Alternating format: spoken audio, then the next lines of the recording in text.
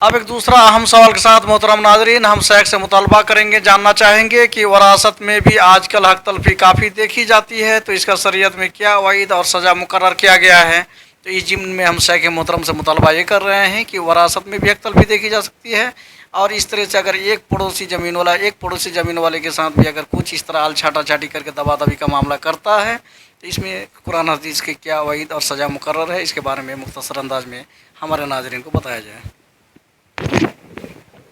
जैसा कि पहले कहा गया कि हुकूकुल्लाह और हुकूकुल इबाद, तो हुकूकुल इबाद में जो बंदों के हुकूक में है उसकी बड़ी ताकीद आई है कुरान और हदीस में कि हुकूकुल इबाद में अगर कोई बंदा दूसरों के हुकूक को अदा नहीं करता तो उसके लिए बड़ी सख्त वईद आई है।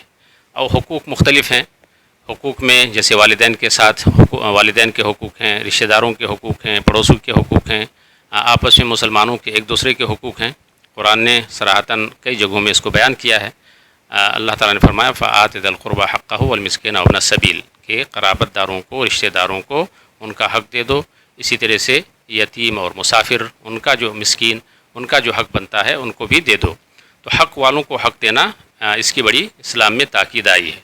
बहुत अफसोस का मकाम ये है कि आज हमारे इस्लामी माशरे में इसकी बड़ी कमी महसूस की जाती है, ख़ास करके विरासत में। यानी बाप का इंतकाल हो गया, लेकिन एक लंबी मुद्दत गुजर जाती है, अरसा गुजर जाता है, या तो भाई लोग बहन का हक़ जो है दबा करके खाए जाते हैं, देते ही नहीं हैं, और तफसील का मौका नहीं है। लेकिन एक बात यह है कि हमारे समाज में आमतौर से शायद ये हमारे गैर मुस्लिम भाइयों से ये बात आई है कि हम लोग सिर्फ जहेज़ में जो कुछ देना होता है, हालांकि जहेज़ का तस्वुर भी इस्लाम में नहीं है, इस्लाम ने इसको जायज़ नहीं करार दिया है।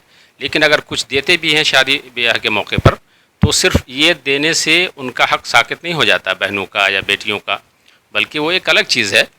और मीरास में, बाप के मरने के बाद मीरास में इसका जो हक़ है वो हक़ देना ज़रूरी है, और शरीयत में इसकी बड़ी ताकीद आई है। बल्कि कुरान में जिस इजमाल और तफसील के साथ हक़ के मीरास को बयान किया गया है, किसी और चीज़ को नहीं बयान किया गया। आप अगर गौर करें, नमाज है, हज है, ज़कात है, इन सारी चीज़ों की तफसील कुरान में नहीं है।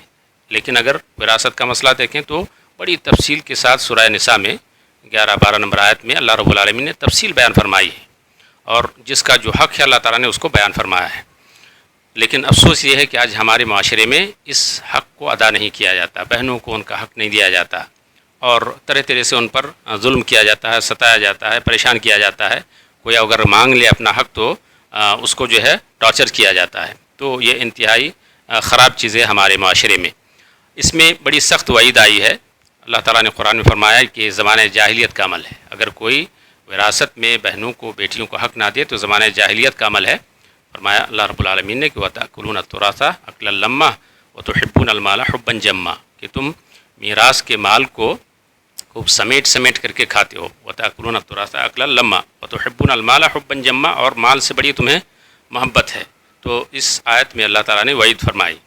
इसी तरह से मुतअद्दिद हदीसों में इसकी बड़ी वईद आई है।